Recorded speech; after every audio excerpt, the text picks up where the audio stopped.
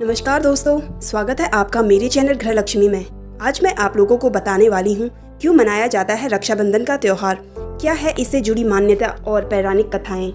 रक्षाबंधन का त्योहार हिंदू धर्म का एक ऐसा त्योहार है जिसे भाई बहन के प्रेम का प्रतीक माना जाता है। उस दिन भाई अपनी बहन की जीवन भर रक्षा करने का वचन देता है। इस दिन बहनें अपनी भाई की कलाई पर एक रक्षा सूत्र बांधती है, मिठाई खिलाती है और भाई की आरती उतारती है। इसके बाद अपनी बहन को कुछ तोहफा देकर जिंदगी भर रक्षा करने का वचन देता है।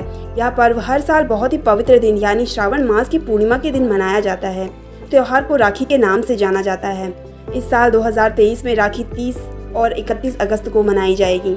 रक्षाबंधन त्योहार को मनाने की शुरुआत बहुत पौराणिक है। ऐसा कहा जाता है कि इस त्योहार को देवी देवताओं के समय से मनाया जा रहा है। जानते हैं यह पवित्र त्योहार क्यों मनाए जाते हैं। माँ संतोषी की कहानी। एक दिन भगवान श्री गणेश जी अपनी बहन मनसा देवी से रक्षा सूत्र बंधवा रहे थे। तभी उनके दोनों पुत्र शुभ और लाभ ने देख लिया और इस रस्म के बारे में पूछा। तब भगवान श्री गणेश ने इसे एक सुरक्षा कवच बताया। उन्होंने बताया कि यह रक्षा सूत्र आशीर्वाद और भाई बहन के प्रेम का प्रतीक है। यह सुनकर शुभ और लाभ ने अपने पिता से जिद की कि उन्हें एक बहन चाहिए और अपने बच्चों की जिद के आगे हार कर भगवान गणेश ने अपनी शक्ति से एक ज्योति उत्पन्न की और अपनी दोनों पत्नियां रिद्धि और सिद्धि की आत्मशक्ति के साथ इसे सम्मिलित किया।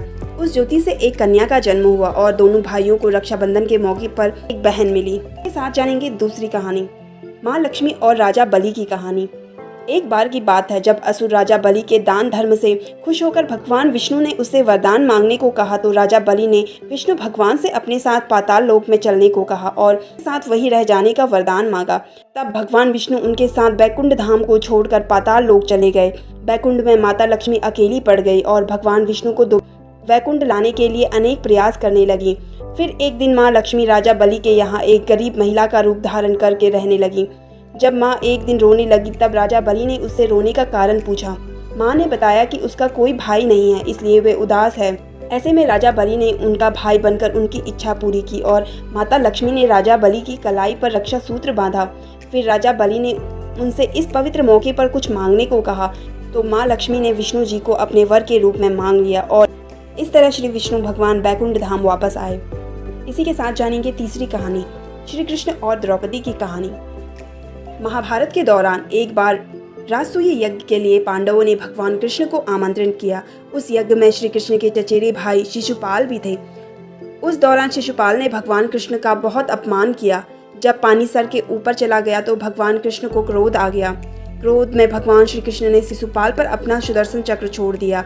लेकिन शिशुपाल का सिर काटने के बाद जब चक्र भगवान श्री कृष्ण के पास लौटा तो उनकी तर्जनी उंगली में गहरा घाव हो गया। यह देखकर द्रौपदी ने अपनी साड़ी से एक टुकड़ा फाड़कर भगवान कृष्ण की उंगली पर बांध दिया। द्रौपदी के इस स्नेह को देखकर भगवान श्री कृष्ण बहुत प्रसन्न हुए और द्रौपदी को वचन दिया कि वे हर स्थिति में हमेशा उनके साथ रहेंगे और हमेशा उनकी रक्षा करेंगे। इसी के साथ जानेंगे एक और कहानी, यम और यमुना की कहानी। एक पौराणिक कहानी के अनुसार मृत्यु के देवता यम अपनी बहन यमुना से 12 वर्ष तक मिलने नहीं गए। तब यमुना दुखी हो गई और अपनी माँ गंगा से इस बारे में बात की। माँ गंगा ने यम तक यह खबर पहुँचाई कि यमुना उसकी प्रतीक्षा कर रही है और यह सुनते यम अपनी बहन यमुना से मिलने आए। यम को देखकर यमुना बहुत खुश हुई और उनके लिए बहुत सारे व्यंजन भी बनाए। यम यह प्रेम भाव देखकर बहुत खुश हुए और उन्होंने यमुना को मनचाहा वरदान मांगने के लिए कहा। इस पर यमुना ने उनसे ये वरदान मांगा कि यम जल्द ही फिर से अपनी बहन के पास आए। यम अपनी बहन के स्नेह को देखकर बहुत खुश हुए। तो दोस्तों, कैसी लगी आपको मेरी ये जानकारी, कमेंट करके ज़रूर बताइए और अगर आप मेरे चैनल पर नए हैं तो मेरे चैनल को सब्सक्राइब कर लीजिए।